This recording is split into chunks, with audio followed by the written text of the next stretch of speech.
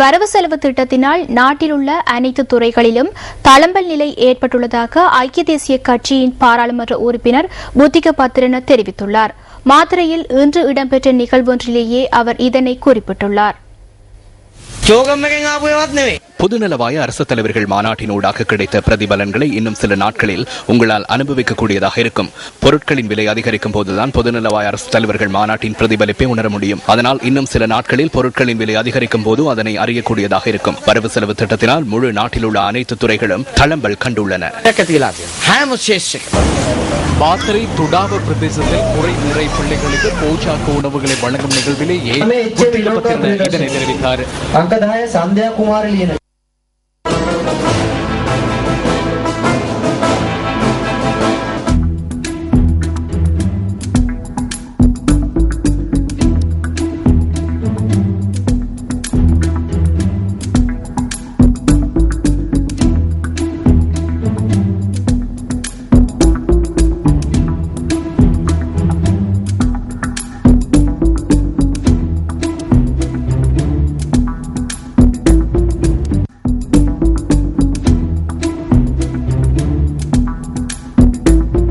கிழக்கு மாகாணம் அம்பாறை மாவட்டம் சாய்ந்தமருது மேட்டுப்பட்டை பொலிபோரியன் கிராமம் கைவிடப்பட்ட நிலையில் காணப்படுவதாக பிரதேச மக்கள் தெரிவிக்கின்றனர்.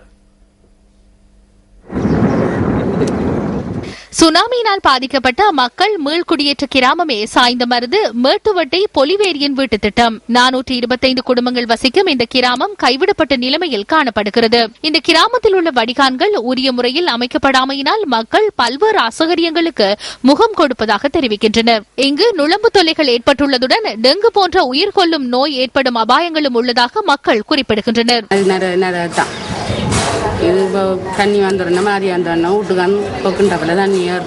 கிராமத்தில் உள்ள வீதிகள் பலவும் போக்குவரத்தை மேற்கொள்ள முடியாத நிலைமையில் மிகவும் மோசமாக இருப்பதாகவும் பிரதேச மக்கள் தெரிவிக்கின்றனர். கிராமத்தின் எல்லையில் கல்முனை மாநகர சபையை குப்பைகளை கொட்டுவதால் இந்த கிராமம் அசுத்தம் அடைவதாக மக்கள் குற்றம் சுமத்துகின்றனர். சுனாமியால் பாதிக்கப்பட்டு 8 வருஷத்துக்கு வீடு கிடைச்சிருக்கு. பாதையெல்லாம் மோசமாக இருக்குது. மழை மாறி வந்தா பிள்ளைகள் சாமான் எல்லாம் பசிக்கிறாது, ஸ்கூல் பாடசாலை போயிடாது. மிச்சம் நோயாகும். மாணவ சேவையில குப்பை ஓட்டுறாங்க.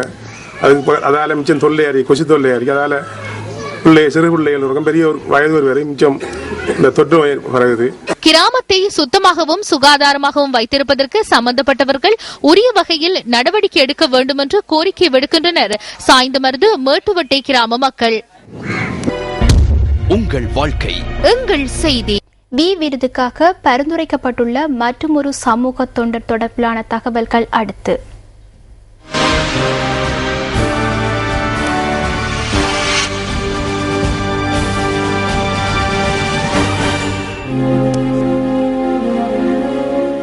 ஆனந்த குருகே எனும் இவர் வாழ்வில் தான் எதிர்நோக்கும் சவால்களுக்கு மத்தியில் தனது சைக்கிளில் சமூக பணியை தொடர்ந்தார். அவ்வாறு சமூக தோழனாக நாமம் பெற்ற இவர் தனது பிள்ளைகளையும் சமூக சேவையில் இணைத்துக் கொண்டார். காலி மாவட்டத்தில் ஹிக்கடுவையை கேந்திர நிலையமாக கொண்டு சமூக சேவையில் ஈடுபட்ட இவர் செவிப்புலனற்ற சிறுவர்களின் மேம்பாட்டுக்காக பல்வேறு திட்டங்களை முன்னெடுத்தார். அத்துடன் இளைஞர்களுக்கான தொழில் வாய்ப்புகளை அடையாளப்படுத்திய ஆனந்த குருகே பல இளைஞர்களுக்கு தொழில் வாய்ப்புகளையும் பெற்றுக் கொடுத்துள்ளார்.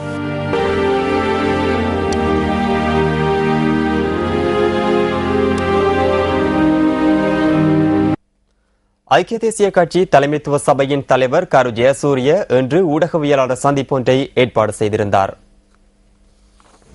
විනය ආරක්ෂා කරන්න අපි පූර්ණ වශයෙන්ම කැප වෙනවා.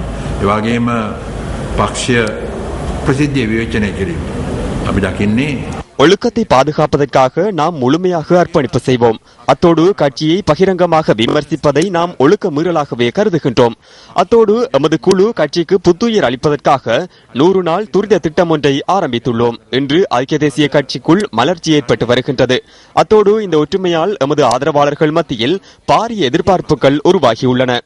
எதிர்வரும் தேர்தல்களை வெற்றிகரமாக எதிர்கொள்வதற்காக தேர்தல் நடவடிக்கைகள் தொடர்பில் மங்கள சமரவீர தலைமைத்துவ சபையிடம் மிகவும் முக்கியமான யோசனை திட்டம் ஒன்றை முன்வைத்துள்ளார். அதனை நாம் ஏற்றுக்கொண்டுள்ளோம். அது தொடர்பில் நாம் எதிர்காலத்தில் கலந்தாலோசிப்போம். අතිශය වැදගත් යෝජනාවලියක් මංගල සමරවීර මැතිතුමා විසින් නායකත්ව මණ්ඩලය ඉදිරිපත් කරලා තියෙනවා. ඒක අපි පිළිගත්තා. ඒ ගැන අපි ඉස්සරහට ඉදිරියේදී තවත් සාකච්ඡා කරනවා.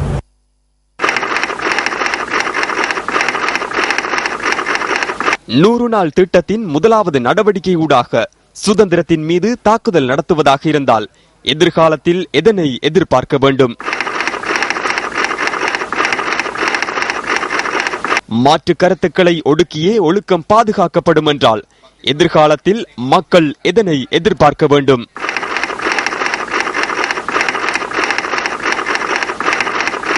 சீர்திருத்தங்களை மேற்கொண்டு வருவதற்காக ஸ்தாபிக்கப்பட்ட தலைமைத்துவ சபையின் தீர்மானங்கள் இவ்வாறெனில் எதிர்காலத்தில் மக்கள் எதனை எதிர்பார்க்க வேண்டும்?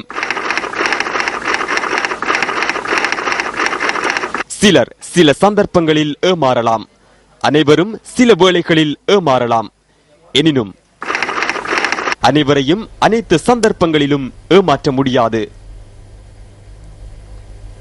ஊடகம் ஜனநாயக சமூகத்தில் இருக்க வேண்டிய ஓர் அத்தியாவசியமான பிரிவாகும். ஜனநாயகம், நியாயம், சிறந்த நிர்வாகம் மற்றும் சிவில் உரிமைகள் ஆகியவற்றின் இருப்பை பாதுகாக்க ஊடகம் வழங்கும் பங்களிப்பினை எவராலும் மறக்க முடியாது. தகவல் என்பது ஜனநாயகத்தின் ஆக்சிஜன் வாயுவாக கருதப்படுகின்றது. அரசாங்கத்தின் உண்மையான தகவல்களை வெளியிடுவதற்கு இடையூறுகள் விளைவிக்கப்படுமாயின் மக்களுக்கு எவ்வாறு உண்மையான தகவல்கள் சென்றடையும்? தகவல் அறியும் சுதந்திரம் இல்லாது போகின்றமையினால் ஜனநாயகம் என்ற வார்த்தைக்கான அர்த்தத்துக்கு கூட சேதம் ஏற்படும். அன்றாட வாழ்க்கையின் முக்கிய பல விடயங்கள் தொடர்பில் தீர்மானம் எடுக்கும் வகையில் பக்க சார்பின்றி சமூகத்துக்கு தகவல்களை வழங்கும் பொறுப்பு ஊடக வசமானது.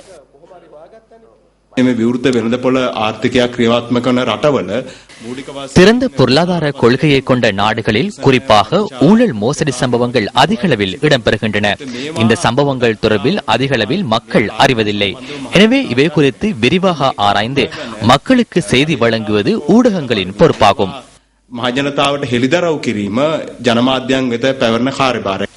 தகவல்களை அறிந்து கொள்ளும் உரிமை மற்றும் கருத்துக்களை தெரிவிக்கும் உரிமை என்பன ஊடக சுதந்திரங்களாக கருதப்படுகின்றன. அந்த உரிமைகளை வென்றெடுப்பதற்காக பலரும் பல்வேறு விதத்தில் போராடியுள்ளதுடன் உயிர் தியாகங்களையும் செய்துள்ளனர். பிரஜைகளின் நலனுக்காகவே ஊடகம் அந்த உரிமைகளுக்காக போராடி வருகின்றது. ஊடகம் நாட்டின் பிரஜைகளுக்கு மாத்திரமே பொறுப்பு கூற வேண்டும். மக்கள் பிரதிநிதிகள் ஆளும் தரப்பிலோ அல்லது எதிர்க்கட்சியிலோ இருந்தாலும் மக்களுக்கும் அவர்களுக்குமான பாலமாக ஊடகம் செயற்பட்டு வருகின்றது. அனர்த்தம் ஒன்று ஏற்படுகின்ற வேளையில் அதனால் பாதிக்கப்படுகின்ற மக்களின் துயரங்களை உலகுக்கு எடுத்து உயிர்களை கூட காப்பாற்றுவதற்காக ஊடகம் பாரிய சேவையை ஆற்றுகின்றது.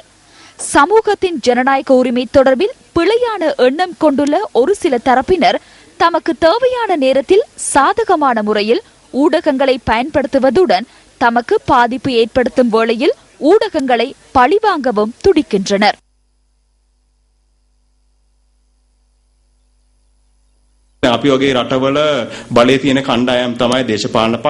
எம்மை போன்ற நாடுகளில் அதிகாரமுள்ள பிரிவுகளாக அரசாங்கம் மற்றும் அரசியல் குழுக்கள் இருக்கின்றன.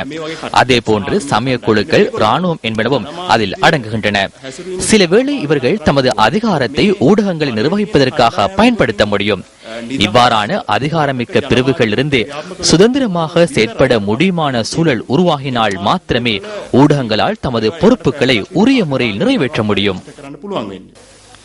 ஊடகத்தின் நடவடிக்கைகளை இடைநிறுத்துவதற்கு முயற்சிக்கின்றமை ராணுவ சட்டம் மற்றும் ஏகாதிபத்தியத்தின் ஒத்துழைப்புடன் நாட்டின் ஆட்சியை கைப்பற்றுவதற்கு எடுக்கும் முயற்சிக்கு சமமானது. எனவே இவ்வாறான செயற்பாடுகள் ஒருபோதும் ஜனநாயக செயற்பாடாகவோ அல்லது அதனுடன் இணைந்த செயற்பாடாகவோ அமையாது. தொடர்மாடி வீட்டு திட்டத்தின் ஊடாக மலையக மக்களின் பிரச்சினைகள் தீர்க்கப்பட போவதில்லை என்று பிரஜைகள் முன்னணியின் செயலாளர் நாயகம் ஜே ஸ்ரீரங்கா தெரிவிக்கின்றார். பாராளுமன்றத்தில் இடம்பெற்ற வரவு செலவு திட்ட விவாதத்தின் போதே அவர் இதனை குறிப்பிட்டார். எங்கு சென்றாலும் சிலோன் டீ என்று கூறுகின்ற அளவுக்கு அந்த மக்களின் வேலை திறமை, செயற்திறமை இன்றும் காணப்படுகிறது. ஆனால் அன்றையிலிருந்து இன்று வரை மொத்த தேசிய உற்பத்தியிலே சிறந்த ஒரு பங்களிப்பை செய்தவர்களாக 46% பங்களிப்பை செய்ததாக விவசாயத்துறை காணப்பட்டது. அன்று இந்த மக்கள் தங்களுடைய பிரஜா உரிமையை இந்த நாட்டில் இருக்கின்ற அரசியல்வாதிகள் தங்களது குறுகிய அரசியல் நோக்கத்துக்காக பறித்தார்கள் என்பதற்காக தமது செய்தொழிலே சிறந்த தெய்வம் என்ற வகையில் அவர்கள் தொழிலிலே எந்த மாற்றத்தையும் காட்டவில்லை. ஆனால் உண்மையில் இந்த தொடர்மாடி திட்டத்தின் ஊடாக அங்கிருக்கின்ற மக்களின் பிரச்சனைகள் தீர்க்கப்பட போவதில்லை. அந்த மக்களுக்கு குறைந்த பக்கம் இன்று 35,000 ஹெக்டேர்ஸ் நிலங்கள், அதாவது எந்தவித பாவனைக்கும் பயன்படுத்தப்படாமல் இருப்பதாக அரசாங்கம் அடையாளப்படுத்தியுள்ளது. எனவே அந்த நிலங்களில் நீங்கள் 7 பர்ச் லேண்டை கொடுத்தால் கூட உங்களுக்கு 10,000 ஹெக்டேர்ஸ் தான் முடியும். மிச்சம் இன்னும் 20,000 ஹெக்டேர்ஸ் மிஞ்சி இருக்கும். கிட்டத்தட்ட நீங்கள் 40,000 ஹெக்டேர்ஸ் 30,000 ஹெக்டேர்ஸ் என்ற ஒவ்வொரு இடங்களிலும் நீங்கள் அடையாளம் கண்டிருக்கிற நிலங்களை அந்த மக்களுக்கு 7 பர்ச்சேஸாக கொடுக்கின்ற பொழுது அந்த மக்கள் தாங்கள் விரும்பிய வகையில் வாழக்கூடிய ஒரு நிலைமை ஏற்படும். ஆனால் அந்த வகையான ஒரு இத்துடன் நியூஸ் ஃபர்ஸ்டின் இரவு 8 மணி பிரதான செய்திகள் நிறைவு பெறுகின்றன. வணக்கம். Hotline 0114-896-896. www.newsfirst.lk. Feedback at newsfirst.lk.